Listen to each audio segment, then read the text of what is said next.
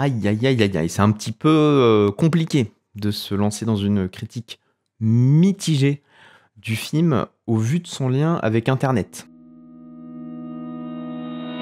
Nous les Leroy est un film réalisé par Florent Bernard, un créatif qui a largement contribué à l'essor de la fiction sur YouTube, via Golden Moustache, via les Suricates et autres partenariats créatifs. Bref, c'est un gros représentant de la génération YouTube. Et à ce titre, Nous les Leroy aura la chance, sûrement, d'avoir une belle communication de la part de ses nombreux amis d'Internet. Sandrine Leroy annonce à son mari Christophe qu'elle veut divorcer. Leurs enfants ont bientôt l'âge de quitter la maison.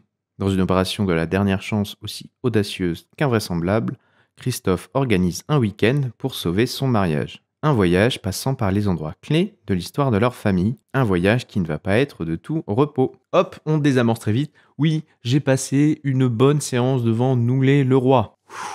C'est bien un film de cinéma, une bonne comédie française qui mérite le coup d'œil. Je préfère me décharger de ça pour parler bien en profondeur du film. Aussi bien sur ce qui m'a plu que sur les quelques réserves. Et oui, les quelques réserves que j'ai aussi vis-à-vis du film. Et je vous invite à aller lire le dossier presse qui est disponible sur le site du distributeur Apollo Film. C'est un dossier presse qui est hyper complet avec 3 entretiens, un avec le réalisateur Florent Bernard, un avec José Garcia et un avec Charlotte Gainsbourg. Ça permet vraiment d'aller plus loin dans les intentions, dans ce que raconte le film, et parfois de réhabiliter le scénario sur certains trucs où on serait peut-être passé un petit peu à côté. Cela étant dit, que vaut Nous les Leroy? De loin, le film marche vraiment bien, et comme j'ai dit en début de vidéo, on ressort du film avec satisfaction. Dans le détail, il y a pas mal de longueur. Par exemple, au niveau de l'ouverture, toute l'exposition de la situation initiale, je trouve que c'était un petit peu long. Le tout fait sens,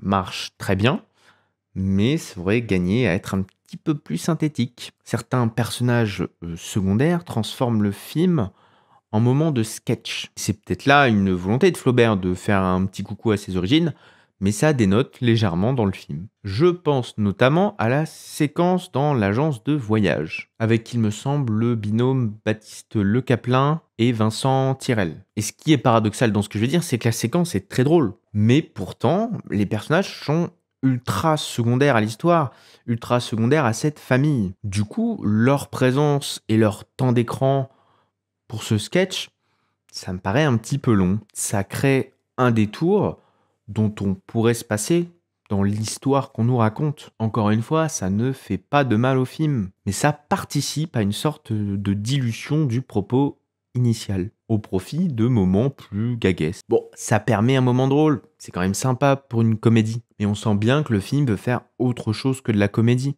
Et c'est l'équilibre dans ce mélange de genres qui me laisse un petit peu perplexe. J'ai découvert le film en avant-première.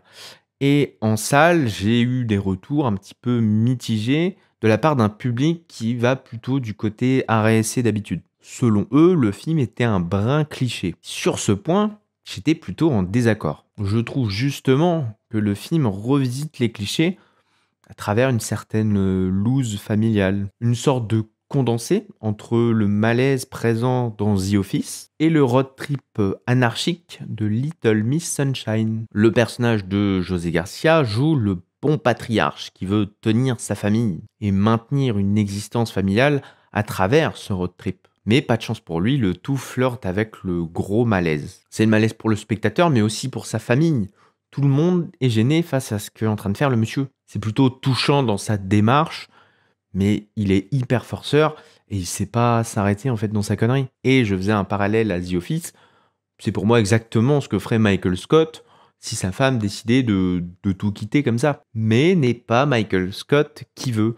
Et je crois que José Garcia dégage quelque chose de différent. On a plus un sentiment du gros lourd pathétique, mais un peu hostile en fait. C'est ce que j'ai ressenti en tout cas. Là où un Steve Carell pour The Office version US, on a plus vite de la sympathie pour lui, donc il est pathétique mais marrant, touchant. Après vous voyez bien que là on est dans du feeling, hein, on n'est pas sur un truc hyper objectif. Mais c'est aussi le but de vous transmettre ce que moi j'ai ressenti à propos des personnages. Prenez simplement du recul sur ce que moi je dis et accordez-vous le droit de ressentir le film différemment. Et l'espace commentaire permet aussi de nuancer mes propos pour partager ce que vous ressentez, vous, par rapport au personnage de José Garcia. Un José Garcia qui, au passage, est au mieux de sa forme. Il incarne très bien ce personnage de papa paumé. Simplement, de mon côté, j'ai un peu un plafond de verre sur la tendresse que je peux éprouver pour ce personnage-là. Bref, ça fait beaucoup pour parler d'un personnage. Mais le film fonctionne sur ces personnages. On va apprendre petit à petit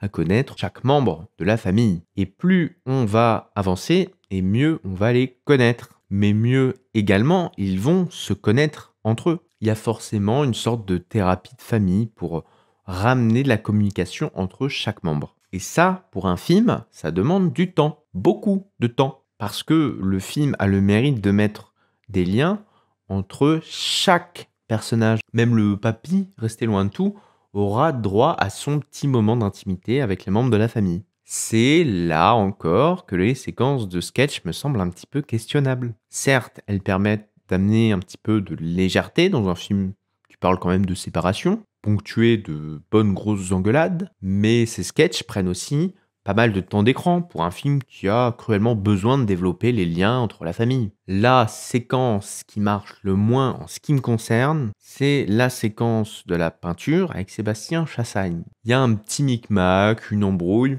et ça dégénère. Hop, séquence de bagarre au ralenti, tout paravolo. J'ai trouvé ça hyper grossier dans la façon où c'est amené, dans la réalisation.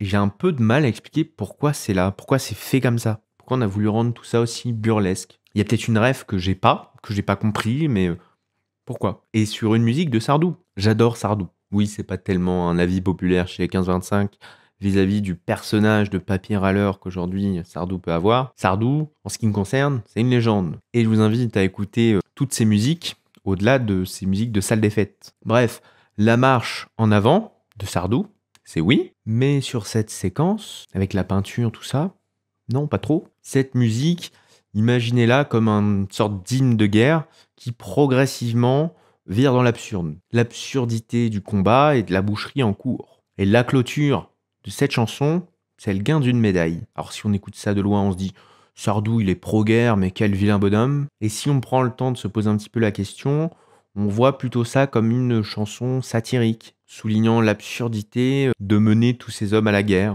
sur une belle chanson. Bref, cette chanson sur fond de bagarre avec des tableaux, des coups qui volent au ralenti, j'accroche pas du tout. Il y a un contraste entre les deux situations en fait. Et ça peut créer quelque chose de marrant, le contraste, c'est sûrement le but de la séquence. Bon, moi ça marche pas, encore une fois, comédie, subjectivité, l'humour, tout ça, tout ça. Là, je viens d'expliquer pourquoi ça me fait pas rire, moi. Les portes restent donc hyper ouvertes en ce qui vous concerne. Le film n'a rien de profondément mauvais, mais voilà, il y a quelques séquences où moi, je suis un petit peu à côté du film. Mais de façon peut-être un petit peu plus objective, le film finit par avoir un creux. Et spoiler alert, c'est un creux qui est lié à la problématique initiale. Cela intervient dans la séquence du restaurant. Au passage, Adrien Méniel, il est top. Il est drôle, ça marche très très bien ce qu'il fait. Dans cette séquence, Charlotte Gainsbourg met un stop définitif à José Garcia. Nous qui pensions être dans un road trip avec pour destination la réconciliation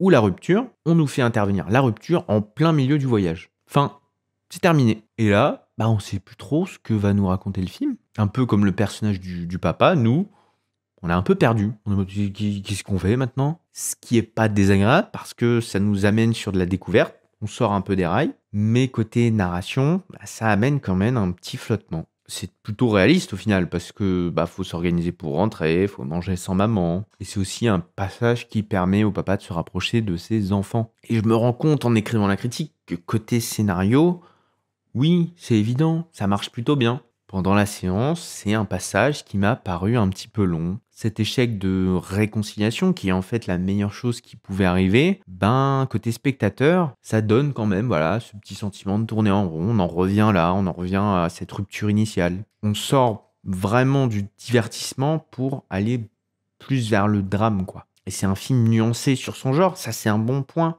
Mais le passage entre les deux, comédie, drame, ça manque d'une transition. Après environ 1h10 de film, on se prend en pleine tronche le point culminant du drame, la rupture. Et là, bam, chanson de José Garcia. Ponctué d'humour, de comédie noire, il déverse sa colère dans une chanson d'amour. Et là, nous, on est un peu entre deux chaises.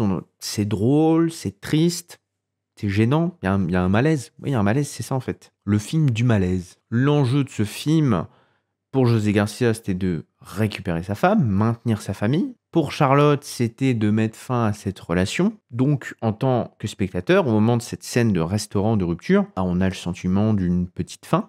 C'est un petit peu fini, du coup, les enjeux là. Qu'est-ce qu'il reste à raconter après ça? Et ce qui va suivre, cette séquence, ça fait presque un épilogue. José Garcia va prendre le rôle de papa à cœur, il va accepter la rupture. La maman Leroy, elle est apaisée, la canette, elle n'explose plus. Le fils Leroy, dans cet épilogue, va voir sa copine, voilà, les amours vont bien. Et la fille Leroy, ah bah oui, ah bah non, elle pas trop, hein. Fallait juste qu'elle parle avec son frère. Son personnage, c'est un petit peu celui qui est le moins traité. Il y a des pistes à son sujet, c'est un peu sensationnaliste. Tout le monde joue bien, mais là, en termes de scénario, son personnage, il n'a pas été vraiment... On n'est pas allé au plus profond de son être, hein. Après, le film a le mérite de nous épargner les enfants voulant en rafistoler le couple. Et ça, merci. D'entrée de jeu, les enfants, ils veulent juste ce qu'il y a de mieux pour la maman, point barre. Voilà, je suis plutôt positif dans l'ensemble. Ce que j'aimais pas, j'en ai parlé là. C'est donc quelques arbres qui penchent dans une forêt verdoyante. C'est de la comédie française plus. Et j'espère qu'elle aura du succès en salle. Et à l'avenir, je préfère voir des Nous, les Leroy au cinéma plutôt que... Là, je cherche des comédies françaises sans truc où on va taper dessus trop facilement non plus. Les Visiteurs 3, j'ai trouvé ça nul. Ah, c'est nul. Mais c'est nul, énervant, Les Visiteurs 3. Les Visiteurs, on tient un truc qui arrive à faire parler jusqu'aux USA. Et personne s'est dit, sur le 3, faut faire une masterclass incroyable, genre le blockbuster français. Non, à la place, ils ont fait un truc dégueulasse. Là, c'était une affaire d'État. La France a été salie. Non, Les Visiteurs 3, Bref, bilan Flaubert pour réaliser Les Visiteurs 4. Rien à voir. Bref, vrai bilan. On tient là une très bonne comédie. Et comme ils aiment le dire, comédie douce amère. Bien que parfois un petit peu trop portée sur le sketch et qu'il y a un équilibre un petit peu fragile entre drame et comédie. Je vous invite, quoi qu'il arrive, à aller voir le film en salle. C'est familial, même avec des potes, ça marche bien. Tout est réuni pour que le film ait un petit succès. Et je lui souhaite sincèrement. Merci à vous, et puis salut. Par contre, Flaubert et François Descraques pour chapeauter un reboot des Visiteurs. Ouais, là, oui, ça peut être sympa ça.